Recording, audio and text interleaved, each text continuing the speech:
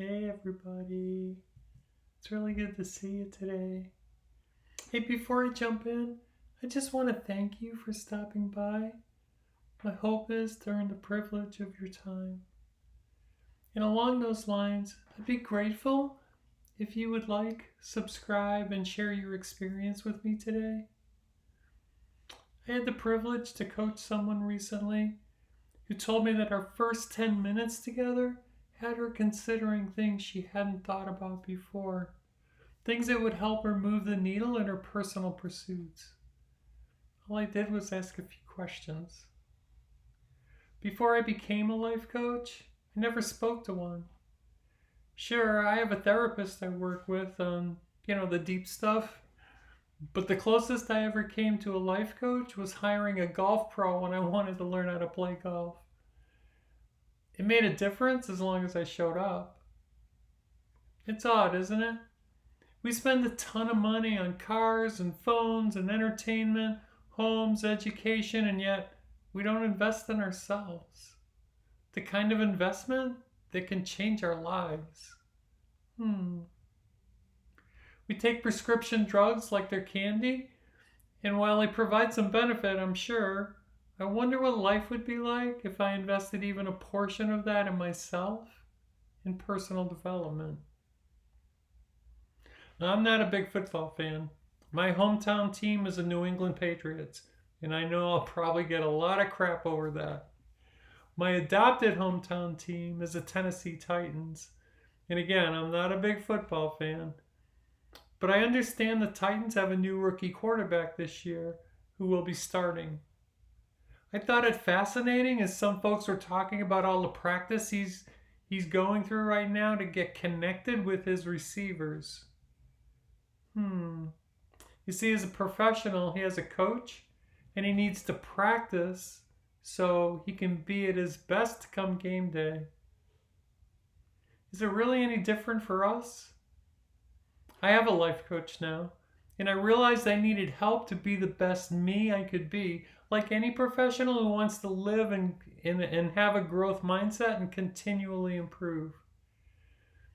If I can help you, let me know. Drop me a message, or better yet, schedule a complimentary discovery call on my website at kellyreneelifecoach.com. There'll be a link in the notes if you want to.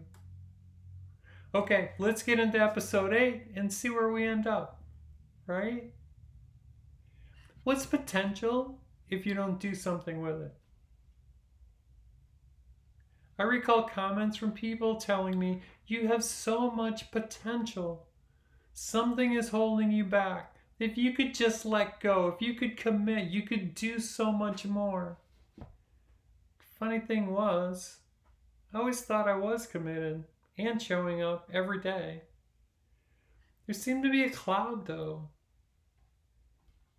I had secrets, stuff I could never or should never share. It's one of those if you only knew scenarios.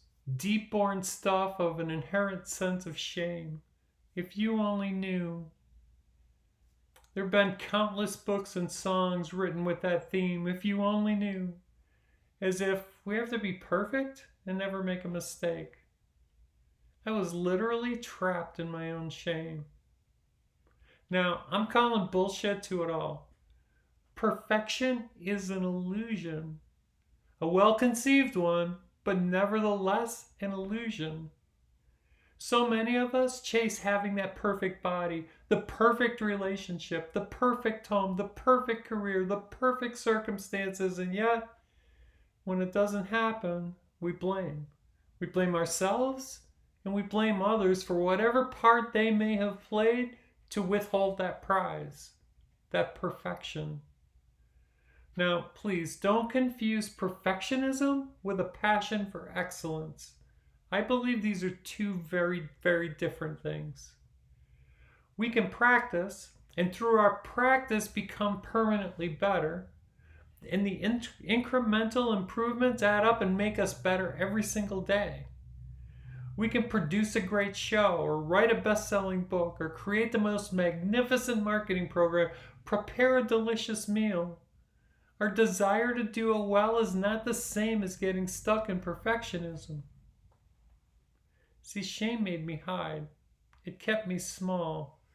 It kept me focused on perfectionism and didn't do a thing for my sense of self other than to tell me continually I wasn't enough. See, the work I do with clients, the self acceptance work, the values, the goal setting, the visioning work is so much more effective because I've been down this road myself. I've done the work. It's hard and it doesn't happen overnight. It puts me in a place where I can relate and empathize, where I can come alongside you and truly be of service to you and to society as a whole. Shame is probably one of the most common human emotions. And I say this based on data and my own experience.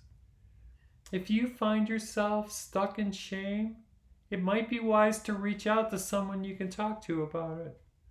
Find someone you trust and let the healing begin. It will literally change your life. If I can change my whole life, so can you. I used to say I'm not the smartest person in the room.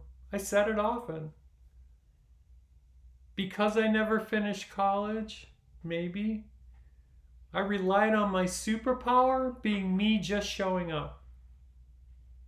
That was true then, and it's true today. As always, I'm thinking about you all today. And remember, life's too short. Be kind. Do good. Until next time.